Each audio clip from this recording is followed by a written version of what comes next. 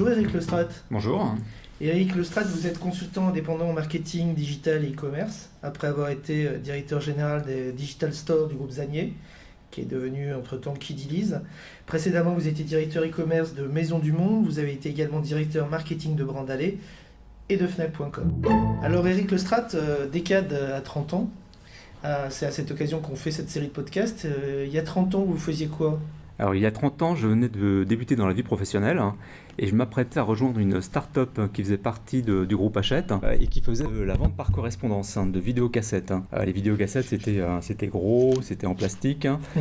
C'était l'époque où les magnétoscopes faisaient leur apparition dans quasiment tous les foyers. Et c'était une période aussi où on avait la possibilité pour la première fois d'avoir chez soi des films. Et donc en y repensant, quand je me dis aujourd'hui, 30 ans après, comment est-ce qu'on fonctionne par rapport à cette époque-là, je me rends compte qu'il y a un gap monstrueux, ne serait-ce que pour les messageries. Il n'y avait pas de messagerie d'entreprise ni entre particuliers. On se faisait des notes, on se faisait taper des notes, donc il y avait des assistantes qui le faisaient. Derrière, c'était distribué dans les bureaux où on envoyait un fax. Donc des méthodes qui n'ont plus rien à voir. Et je me dis, est-ce qu'on n'était pas très très lent à l'époque ? Aujourd'hui, on va trop vite, c'est moins efficace. Je ne me rends même pas compte. Mais en tout cas, c'est un monde complètement différent. Donc il y a 30 ans, vous étiez déjà dans le commerce quelque part, mais vous avez évolué comment vers le e-business et le e-commerce ? C'est presque une suite logique et en même temps c'est un peu le hasard des rencontres. Le e-commerce, on va dire que c'est une évolution du marketing direct. On retrouve les mêmes caractéristiques. Il faut acquérir de nouveaux clients, il faut des offres, il faut les fidéliser, il faut envoyer des messages. Avant on envoyait des catalogues, maintenant on envoie des mails où on va chercher les clients sur le web. Donc là-dessus on a une suite logique et donc j'ai eu la chance de rencontrer des personnes de Fnac qui avaient ce projet, c'était en 99, de faire un site e-commerce sur tous les produits de la gamme Fnac et donc j'ai eu la chance de pouvoir rejoindre ce projet. Ce qui les a intéressés dans mon parcours, c'était c'est mécanique, les connaissances des mécaniques que j'avais utilisées. Et j'ai une formation data, donc forcément utilisation de la data, même si au début elle était plus faible que ce qu'elle n'est aujourd'hui, c'était des atouts importants à l'époque. Et votre premier achat sur Internet, vous vous en souvenez ? C'était quoi ? C'était où ? Alors bizarrement, je ne m'en rappelle plus. Ce dont je me rappelle, c'est que j'ai fait des achats pour tester le fonctionnement de la vente sur Internet, un peu par curiosité, savoir comment ça fonctionnait. Je pense que c'était un livre ou un CD, je crois. Mais le souvenir que j'ai de cette période, alors c'était fin des années 90, c'était la rapidité ou en tout cas la lenteur d'apparition des pages. C'était des sites qui étaient moches, on va dire, puisqu'ils devaient être légers, et on avait un affichage des pages qui se faisait presque ligne à ligne, donc il fallait beaucoup de patience pour l'affichage et pour la recherche, puisque Google n'existait pas, en tout cas en France, et que c'était davantage des annuaires que des moteurs de recherche. Donc c'était quand même très long. Et autre point aussi, puisque c'était l'époque des bas débits facturés par France Télécom, je me rappelle aussi des coûts de France Télécom qui étaient énormes quand on passait quelques heures sur Internet. Alors aujourd'hui, vous êtes dans le e-commerce, mais vous êtes aussi utilisateur du e-commerce. Qu'est-ce que vous appréciez le plus quand vous êtes sur un site de e-commerce ? Et à contrario, qu'est-ce qui vous ennuie le plus ? Ce que j'aime le plus, c'est quand j'arrive sur un site de e-commerce, c'est de comprendre tout de suite le positionnement et que le site va proposer comme produit ou service.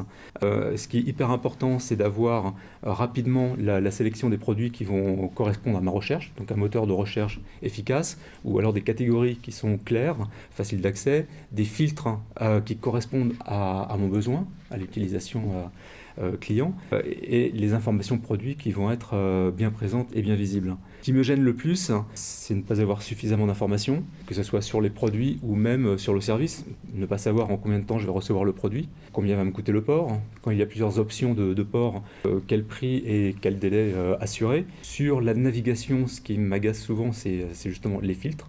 Je clique pour un filtre, ça désactive les autres, ou je repars en haut de la liste. En fait, en ergonomie, je pense que beaucoup de sites ont encore des évolutions à apporter. Alors, c'est certainement dû à des problématiques techniques de plateforme, mais en tant qu'utilisateur, c'est assez pénalisant. Alors si on se place d'un point de vue historique et qu'on analyse l'évolution du commerce et du e-commerce, on va dire depuis 30 ans, c'est quoi les grandes tendances que vous avez observées ou vous avez analysées depuis que vous êtes dans ce secteur? Alors, dans un premier temps, on a vu l'émergence des pure players, hein. Donc des sites qui se créaient une marque, qui montaient une offre et qui pouvaient jouer la concurrence assez facilement face aux enseignes physiques. Donc je pense à la Fnac par exemple, où on avait en face de nous des sites qui jouaient les mêmes prix, enfin les mêmes produits que la Fnac, mais en étant 15-20% moins cher. Deuxième phase, je pense qu'il y a eu un réajustement du marché parce que les clients sont devenus omnicanaux. C'est qu'il y a une réalité sur les prix et sur le fait que pour faire durer une marque qui n'existait pas avant, il faut continuer d'investir en permanence. Et lorsqu'on a un modèle normal, il faut qu'on équilibre les marges et les investissements. Donc plus compliqué pour les pure players et on a vu le poids du commerce traditionnel qui est devenu hyper important dans le e-commerce global. Voilà, complémentarité des canaux aussi en termes de services, c'est qu'on n'a pas plus le e-commerce d'un côté et le retail classique de l'autre.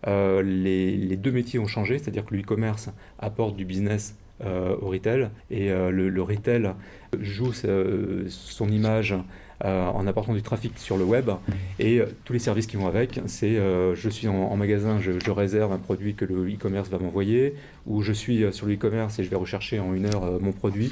Donc tous ces dispositifs multicanaux qui ont apporté beaucoup de services aux clients et avec un rôle du commerce classique qui est en train d'évoluer, c'est-à-dire que le vendeur n'a plus le même client en face de lui. Il a un client qui est très informé aujourd'hui, qui a eu des informations par les réseaux sociaux, qui connaît la pertinence ou la notoriété de l'enseigne, ce qui oblige l'enseigne à avoir une image la plus parfaite possible. Donc il va être très attentive au couac qui peut exister et un rôle du vendeur qui est différent aujourd'hui. Alors si maintenant on se place 30 ans en avant, là on s'était placé 30 ans en arrière, si on imagine ce que pourrait être le commerce dans 30 ans, vous diriez quoi? Vous pensez qu'il va évoluer dans quel sens? Alors je pense qu'on ne fera plus le distinguo entre le e-commerce et le commerce. Ce sera une enseigne qui sera multicanale pour la majorité d'entre elles, je pense, avec des services complémentaires.